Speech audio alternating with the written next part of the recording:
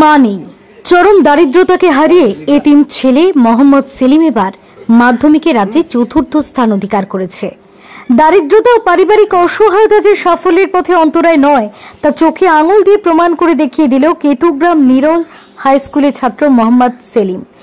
রাজ্য মাধ্যমিকে ৪র্থ স্থান অধিকার করে সে শুধু নিজের নয়, গোটা পূর্ব বর্ধমানের মুখ উজ্জ্বল করেছে। ৬৯২ নাম্বার পেয়েছে। বাংলা, অঙ্ক, ভৌতবিজ্ঞান ও ভূগোলে ১০০তে ১০০ পেয়েছে। জীবন বিজ্ঞানে ৯৯, ইতিহাসে ৯৮ এবং ইংরেজিতে ৯৫ নাম্বার পেয়েছে। মাত্র ৪র্থ শ্রেণীতে পড়াকালীন সময় মাকে হারায় সেলিম। এরপর বাবা অন্যত্র চলে যাওয়ায় সে হয়ে পড়ে একেবারে নিঃসঙ্গ। এমন কঠিন সময় মামা ফজলে করিম তাকে নিজের কাছে নিয়ে আসেন এবং পড়াশোনার দায়িত্ব গ্রহণ করেন। মামার অঢেল স্নেহ, ভালোবাসা এবং আত্মত্যাগী আজ সেলিমকে রাজ্যের সেরা করে তুলেছে। সেলিম নিরল হাই স্কুলে ৫ম শ্রেণী থেকে পড়াশোনা শুরু করে। ৯ম শ্রেণী পর্যন্ত কোনো গৃহ শিক্ষক না থাকলেও ১০ম শ্রেণীতে ৩ জন শিক্ষক তাকে নিঃস্বার্থভাবে সাহায্য করেন। স্কুলের শিক্ষকরাও আন্তরিকতার সঙ্গে তার পাশে দাঁড়ান, সব রকম সুযোগ সুবিধা দিতে চেষ্টা করেছেন। সেলিম ভবিষ্যতে ইঞ্জিনিয়ার হতে চায়। আমরা তখন ভাত খাচ্ছিলাম, সেই সময় আমার মাসির মোবাইলে প্রেস কনফারেন্স দেখছিলাম। সেই সময় প্রথম, দ্বিতীয়, তৃতীয় এইভাবে ঘোষণা করলো।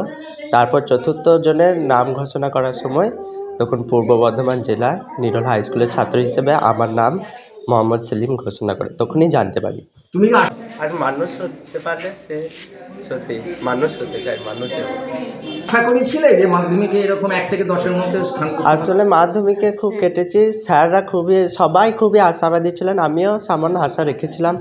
তবু পরীক্ষাতে একটু হয়তো মনে হয়েছিল হয়তো হবে না, কিন্তু শেষে ৪র্থ র্যাঙ্ক শুনে খুবই ভালো। টেনশনে ছিলে? সকাল থেকে টেনশন হচ্ছিল?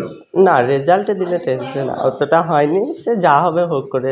মানে মেধা তালিকায় যাতে নাম ওঠে সেরকম কোনো টেনশন যে হবে না, সেরকম টেনশন রাখিনি। আর প্রিয় বিষয় কি তোমার? আমার প্রিয় বিষয় হলো বিজ্ঞানটা, এবার বিজ্ঞানের মধ্যে কেমিস্ট্রি আমার প্রিয়। কি ভবিষ্যতে কি নিয়ে পড়াশোনা করবে? ভবিষ্যতে আশা করছি ইঞ্জিনিয়ারিং নিয়ে পড়াশোনা করব। ইঞ্জিনিয়ারিং নিয়ে? আর এমনিতে কি এই যে সাফল্য, জীবনে প্রথম বড় পরীক্ষায় কাকে উৎসর্গ করতে চাও? আমি আমার সাফল্যটা মামাকে উৎসর্গ করতে চাই, কারণ তিনি প্রথম থেকে আমাকে ছোট থেকে দেখাশোনা করেছেন।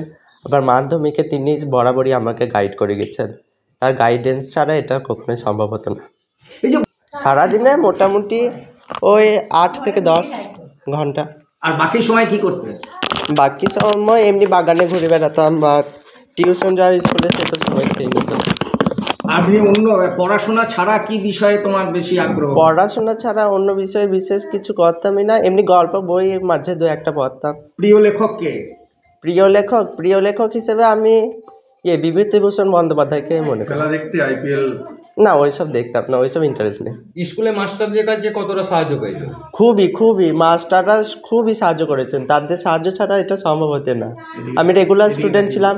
হ্যাঁ, বলো। আমি রেগুলার ক্লাস করেছি এবং সেখানে ক্লাসে আমার প্রায় সব কমপ্লিট হয়েছিল। আর তাছাড়া আলাদাভাবেও তারা সাহায্য করেছিল। হ্যাঁ, প্রাইভেট টিউটরও ছিল। 4টে। বাবা কি করেন? বাবা এখন রিটায়ার করে আছেন। আর মা আজ থেকে 7 বছর আগে মারা গেছে। তুমি থাকো কোথায়? আমি মামা বাড়িতেই থাকি। আর বাড়ি কোথায় তোমার? আমার বাড়ি হলো আগরডাঙ্গা। মোহাম্মদ সেলিম আমাদের নিরল উচ্চ বিদ্যালয়ের থেকে এবারে মাধ্যমিকে ৪র্থ স্থান লাভ করেছে। খুবই মেধাবী ছাত্র এবং আমাদের শিক্ষকদের প্রতি ওর অগাধ শ্রদ্ধা। ও নিজে থেকেই একক প্রয়াসে এই রেজাল্ট করেছে, কোনো প্রকার কোচিং সেন্টার বা সেই অর্থে প্রাইভেট টিউটর ছিল না। কিন্তু আমাদের স্কুলের যে মাস্টারমশাইরা আছেন সবার সাহায্য নিয়ে অফ পিরিয়ডে ও নিজের সমস্ত কিছু খাতা লিখে মাস্টারমশাইদের চেক করাতো এবং মাস্টারমশাইরা সবাই ওকে খুবই ভালোবাসতো। আজকে এই যে রেজাল্ট করেছে এতে আমরা খুবই আনন্দিত এবং গর্বিত। ভবিষ্যতে আমার এখন আইআইটিতে টার্গেট আছে, ইঞ্জিনিয়ারিং নিয়ে পড়তে চাই, তারপর রিসার্চ করার ইচ্ছেটাও আছে। তবে সবচেয়ে প্রধান হলো মনুষ্যত্ব অর্জন করা। মানুষ হয়তো সবচেয়ে বড় লক্ষ্য, আর মানুষ হতে পারলে সে সত্যি মানুষ হতে চায়। মানুষের আমাদের স্কুলের ছাত্র মোহাম্মদ সেলিম রাজ্যে ৪র্থ হয়েছে। আমরা এর জন্য খুবই আনন্দিত এবং গর্বিত।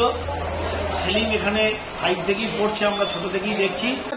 অনেক শুভেচ্ছা রইল টিডিএন বাংলার তরফ থেকে সেলিমের জন্য। Bureau report, TDN Bangla.